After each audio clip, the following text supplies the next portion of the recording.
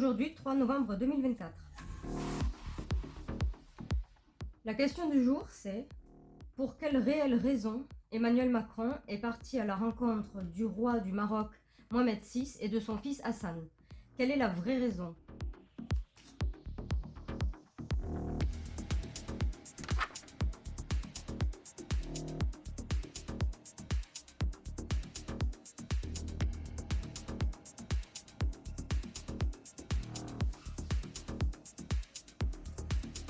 Alors, la mort, le renouvellement, le jugement, le monde, les choses obscures, les choses secrètes, inavouées, et l'empire, la rigidité.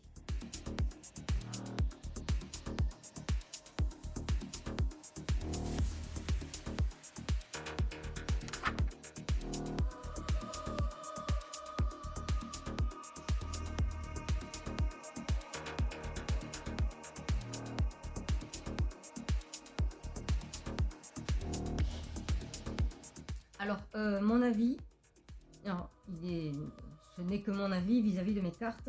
Tout ce que je dis là n'est pas la vérité en soi. Et je n'ai aucune affection pour quiconque sur qui je tire les cartes. Quel que soit le personnage, qu'il soit célèbre ou pas, qu'il soit président ou pas, ou que ce soit une idole pour d'autres. Je n'ai aucune affection pour ces personnes-là, mais aucune aversion également. Je suis complètement neutre.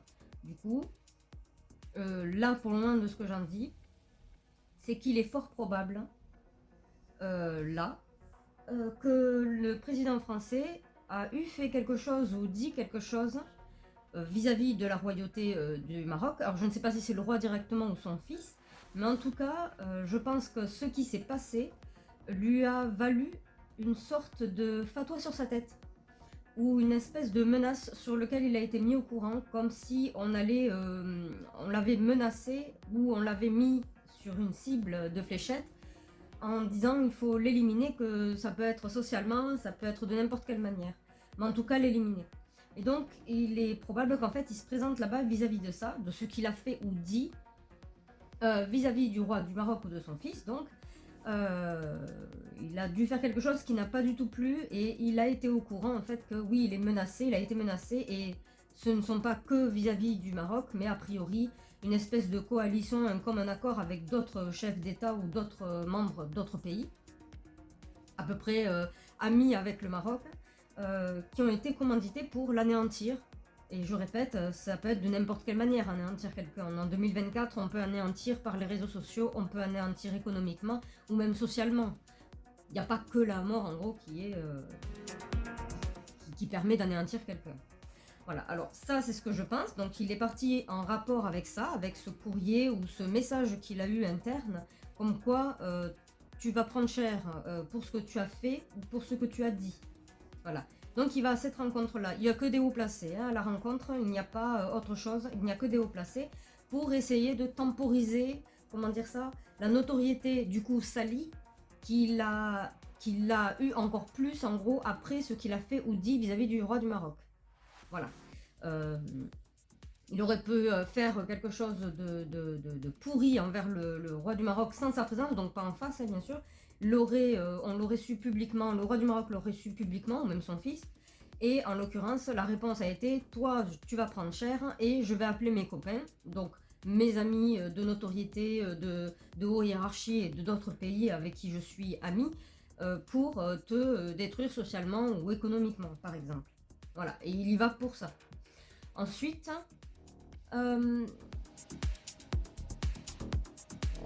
il y va aussi pour tenter de, comment dire cela, vis-à-vis de la situation ou de ce qu'il a fait ou de ce qu'il a dit, il y va pour se dédouaner énormément. Justement pour éviter ça. Il y va pour se dédouaner, expliquer que ce qu'il a dit ouvertement comme ça, c'était affabulatoire, que c'était faux, que c'était mal interprété, mal compris. Bref, on connaît la langue politicienne. C'est en gros un mauvais message, une mauvaise compréhension, un super malentendu. Voilà, et lui présentant évidemment le fait du double jeu qu'il joue. Il va en parler donc à ce roi du Maroc, Mohamed VI donc. Il va lui en parler et lui expliquer qu'il joue un double jeu, que c'est volontaire, qu'il y a un but derrière beaucoup plus intelligent que juste d'aller faire quelque chose ou dire quelque chose de mauvais sur le Maroc et notamment le roi, ou son fonctionnement, ou j'en sais rien. Mais en tout cas, il y va vraiment, vraiment pour montrer patte blanche et se dédouaner de tout. En face à face quoi, mais bien évidemment pas tout seul, et de toute façon le roi du Maroc n'est pas tout seul non plus. De là, on en est d'accord, on est ok. Il y va aussi parce que il va informer, comme mettre dans la petite confidence, c'est comme ça des fois que certains se dédouanent de leur propre culpabilité, c'est en mettant dans la confidence certaines choses, certains petits secrets croustillants dont on sait que la personne en question est en attente. Et il y va donc pour informer des fameux gros changements qu'il y aura un peu partout dans le monde, les changements à venir, mais également de ce fait de ces changements, énormément de séparation vis-à-vis de contrats commerciaux, d'accords commerciaux ou autres, des accords, des pactes entre pays, dont les citoyens ne sont pas conviés évidemment, ils n'en subissent que les conséquences. Mais a priori, c'est ce qui est partagé avec le Maroc. Quand je dis le Maroc ou que je parle de la France, je ne parle pas des citoyens. Donc c'est ce qui est partagé avec le Maroc. Comme quoi il y a des changements à venir, il va lui partager ces fameux changements, la procédure à suivre, ce qui va arriver, qui va porter atteinte à d'autres pays et être bénéfique pour d'autres pays. Et il lui expliquait apparemment que ces fameux changements, ça fait un bon moment que c'est établi, que c'est réfléchi dans les tiroirs, et que en gros ça dédouane son comportement, ce qu'il a fait ou dit, je ne sais pas, vis-à-vis du Maroc, mais qu'en gros c'est tactique, que c'est stratégique dans le but de ce changement, car désir de vengeance avec un pays. J'invente complètement, mais ça pourrait être par exemple, si la France a décidé de tourner, ou l'Union Européenne, d'accord, a décidé de tourner le dos aux États-Unis, face à face, la France ou l'Union Européenne et les États-Unis sourient, se serrent la main, se tapent dans l'épaule, et en fin de compte, la France ou l'Union Européenne fomentent des plans pour écarter et isoler complètement les États-Unis. Voilà. Dans un autre but, peut-être de créer son propre États-Unis version européenne, ou que ce soit la France qui essaye de devenir le leader du monde, je ne sais par quelle manière, mais en tout cas passer au-dessus des États-Unis, ne plus être ses vassaux. Ça ne veut pas dire pour le meilleur, la France peut décider de ne plus être les vassaux des États-Unis pour être les tortionnaires attitrés, c'est-à-dire on veut nous-mêmes être la gérante de ce que l'on fait sur notre peuple, voilà, vis-à-vis des profits et des intérêts. Bref, alors en gros, c'est ce qu'il est censé apparemment partager, c'est-à-dire donc ces fameux changements, ces fameuses transformations de coalition qui vont totalement changer dans un désir de vengeance sournoise et qui date depuis très longtemps. Je ne dis pas que c'est bien ou que ce n'est pas bien, mais en tout cas c'est ce que j'ai l'impression de lire. Il va lui partager ça. Alors peut-être qu'en même temps il va lui proposer de vas-y sois avec moi, on est tous ensemble, il y a tel pays qui marchent ensemble pour anéantir tel autre pays contre qui on fait preuve de vengeance. Il va lui parler également de ce que apparemment le roi marocain ne sait pas, mais que Macron est au courant de qui fait partie de cette transformation, qui va arriver d'ici peu en fait, et il s'avérerait que là par contre ça concernerait la gestion de la population. Alors je sais pas, mais un peu comme le principe de comment dire cela,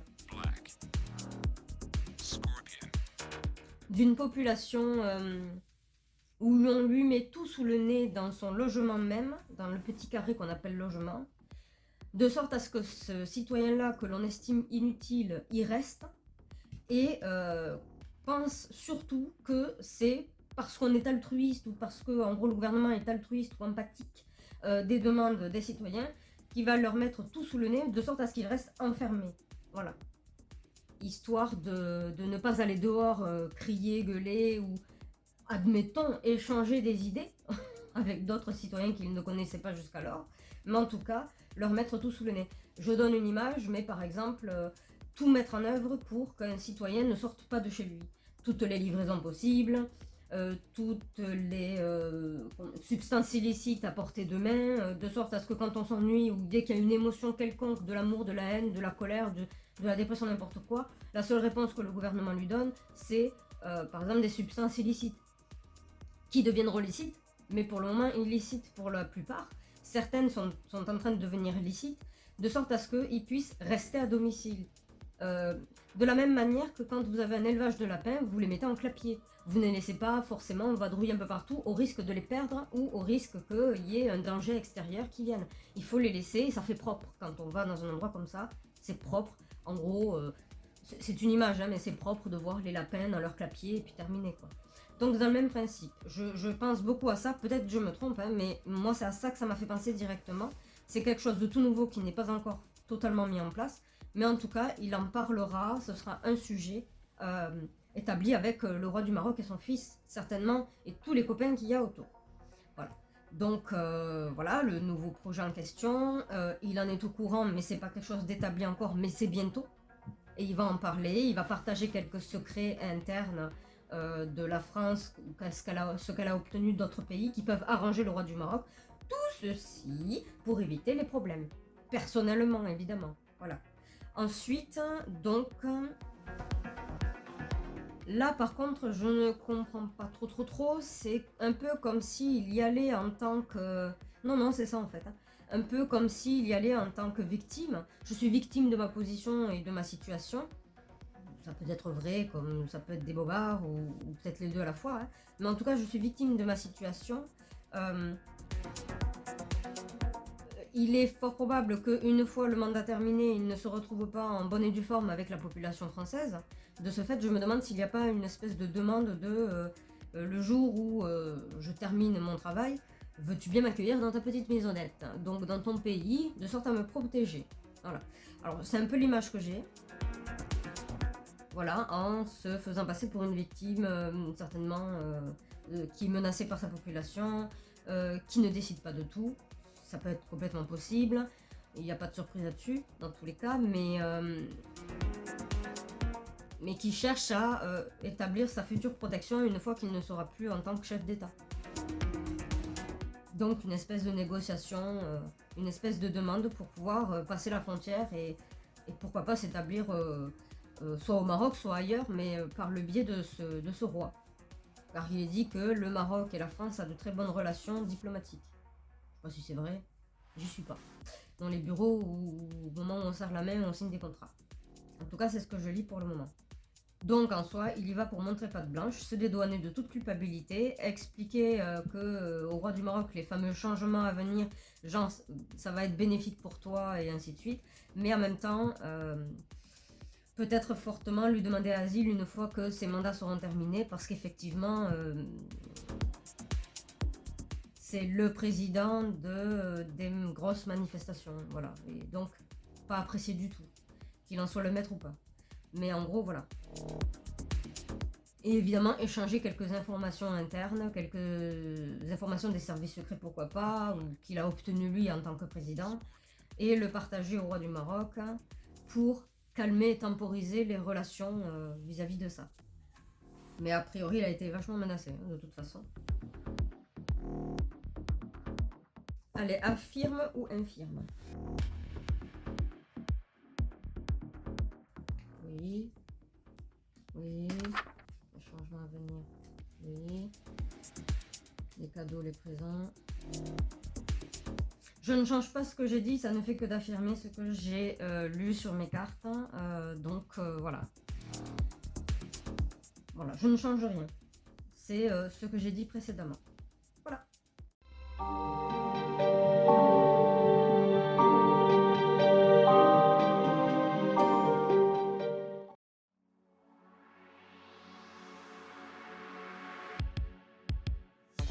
Le président de la République française, Emmanuel Macron, semble avoir fait ou dit quelque chose qui a porté atteinte à l'intégrité du roi du Maroc, Mohamed VI.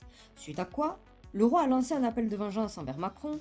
La manière dont il a clamé se venger n'est pas indiquée, mais cela peut être une destruction financière, économique et ou sociale assez contraignante dans le monde des affaires. Mohamed VI aurait également convié ses chefs d'État alliés à contribuer à cette vengeance. L'alerte étant arrivée aux oreilles d'Emmanuel Macron, notre président s'est empressé d'aller à la rencontre du roi, accompagné de tout plein de personnalités, possiblement en qualité d'assurance pour sa propre vie et de témoin de leur conversation, ou tout du moins de sa présence au Maroc. Afin de plus avoir cette menace au-dessus de sa tête, Macron a joué de courbette face au roi. Courbet consistant à spécifier que c'était un acte ou des dires stratégiques dans le but de se détourner d'un pays allié actuel à la France elle-même, de l'informer des prochains changements bouleversants pour les citoyens, notamment sur la gestion de ces derniers, comme leur assignation à résidence de leur propre volonté à venir, en permettant que tout le confort vienne à eux plutôt qu'ils ne se déplacent pour les acquérir. Confort tels que les livraisons de nourriture, vêtements, drogues légalisées, médication, distractions en tout genre, tout ce que vous pouvez imaginer, enfermant ainsi les citoyens chez eux dans leur domicile. Et de ce fait, les opportunités dont le roi Mohamed VI pourrait profiter abondamment à la suite de cette transformation du système assez radical.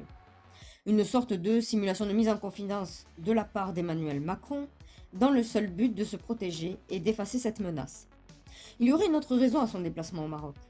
Le président français sait très bien que le jour où il ne sera plus président, il sera confronté à la colère du peuple de France, mais aussi à celle des autres pays qui ont suivi toutes ces actions médiatiques. Ce à quoi il est allé à la rencontre du roi afin également de, possiblement, lui réclamer asile dans son pays, après la fin de son poste de chef d'État pour se protéger et s'assurer du répit.